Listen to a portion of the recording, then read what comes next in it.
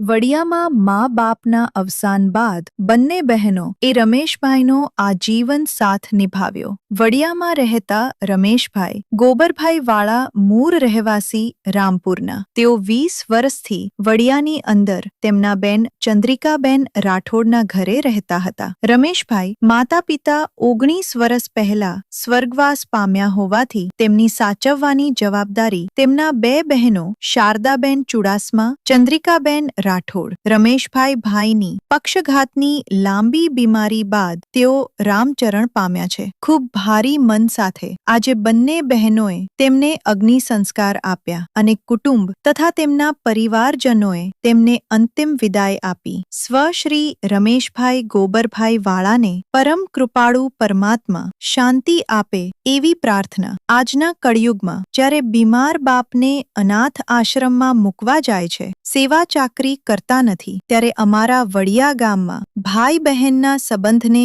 ઉજાડતું ઉત્તમ ઉદાહરણ પૂરું પાડેલ છે.